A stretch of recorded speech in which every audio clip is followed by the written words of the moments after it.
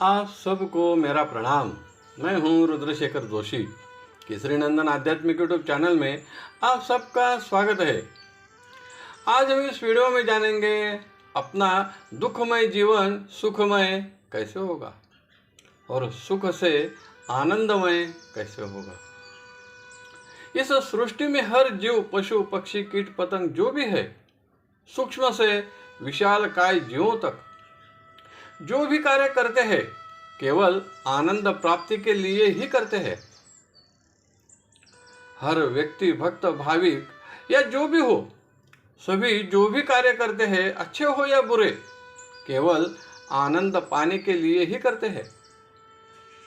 इसमें यह आशंका तो आती ही है कि बुरे कर्म करने में कौन सा आनंद मिलेगा।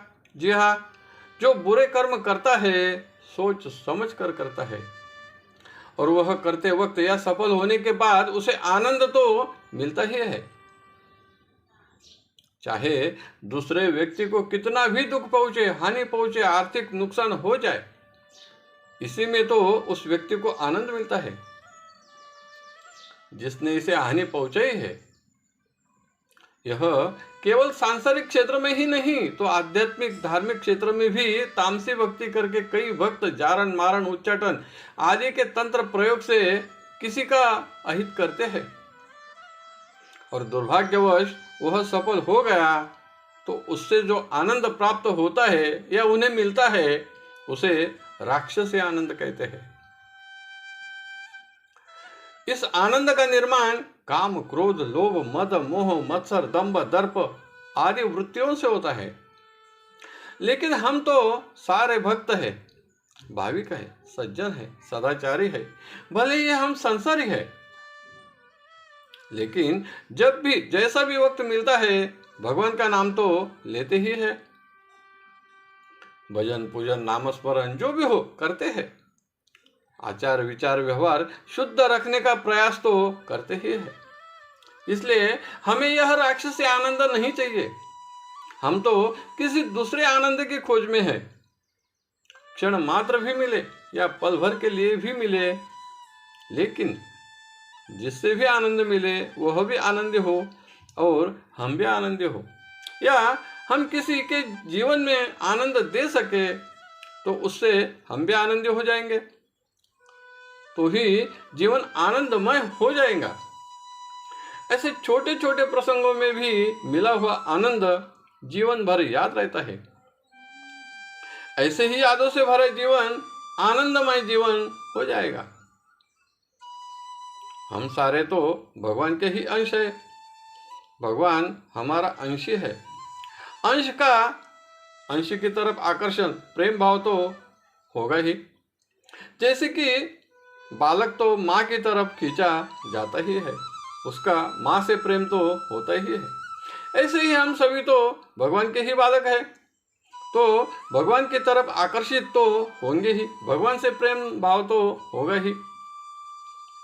इसलिए हर व्यक्ति, भक्त, भाविक भगवान की भक्ति करते वक्त कई सांसारिक कामनाओं की पूर्ति की अभिलाषा भी रखते हैं और सांसारिक सुखोपभोगों की वस्तु प्राप्त करके उससे सुख प्राप्त करते हैं, तो उससे आनंद तो प्राप्त होता ही है। लेकिन यह आनंद क्षणिक होता है। इसे सांसारिक आनंद, भौतिक आनंद या लौकिक आनंद ऐसा भी कहते हैं। लेकिन जब एक कामना पूर्ति के बाद दूसरी कामना निर्माण होती है और जब तक वह पूरी नहीं होती फिर से दुख प्राप्त होता है। फिर से भगवान की तरफ प्रार्थना करके हम उस वस्तु की, पदार्थ की प्राप्ति की अभिलाषा रखते हैं। इसलिए सांसारिक कामनाओं की पूर्ति कभी भी पूरी नहीं होती और इसी में जीवन चला जाता है। इसलिए भगवान श्री कृष्ण जी ने गीता के अध्याय 8 श्लोक 15 में इस जीवन को दुखालय शाश्वतम ऐसा कहा है। जिस तरह औषध की दुकान में औषधि ही मिलेगी, पुस्तक की दुकान में पुस्तक ही मिलेंगे, वैसे ही यह संसार दुखों का सागर है, तो इसमें दुख ही मिलेगा। इसलिए संसार से आनंद तो मिलता है लेकिन वह क्षणिक होता है।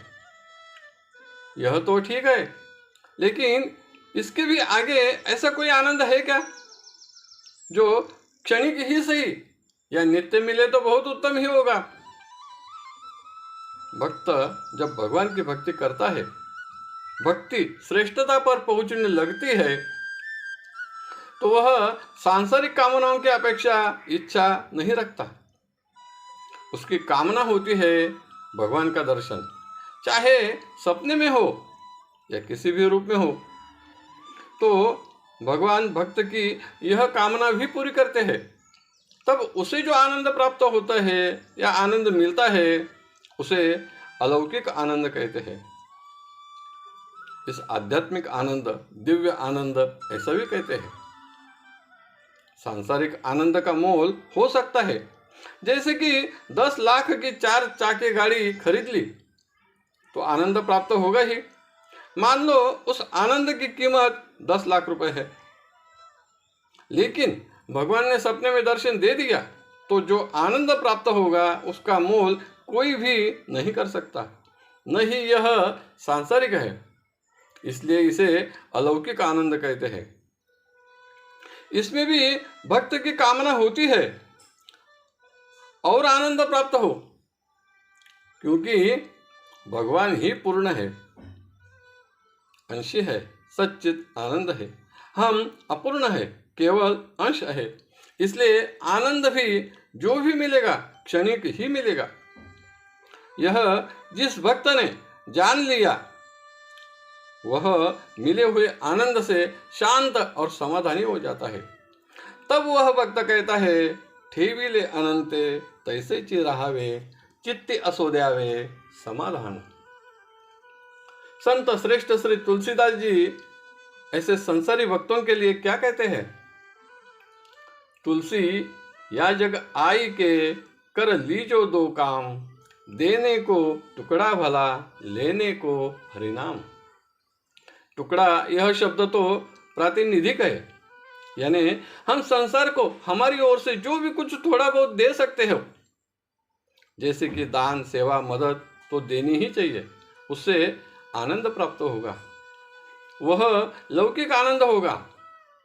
और लेना ही है तो अखंड नित्य भगवान का नाम लेना चाहिए, जिससे अलौकिक आनंद प्राप्त होगा।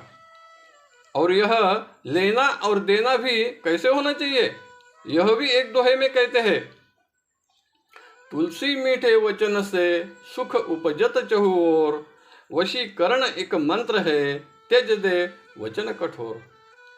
संसार में किसी भी व्यक्ति से कोई भी व्यवहार करे, तब कठोर वचनों का त्याग करके मीठे ही वचन बोले, तो चहु ओर से आपको सुख ही प्राप्त होगा, और सुख से आनंद ही प्राप्त होगा।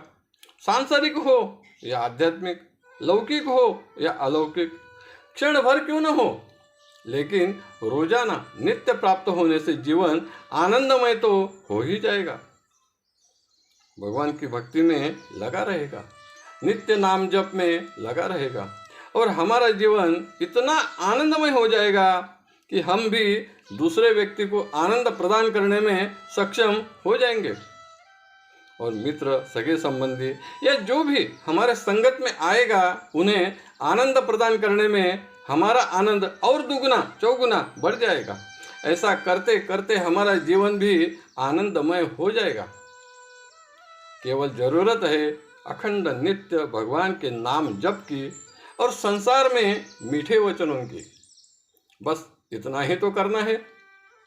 आप सबका जीवन आनंदमय हो, इस शुभ कामना के साथ आज का वीडियो यही समाप्त करता हूँ। अगर आपको पसंद आया तो ज़रूर लाइक करें, शेयर करें, सब्सक्राइब करें। धन्यवाद। नमस्कार। जय केसरी नंदन।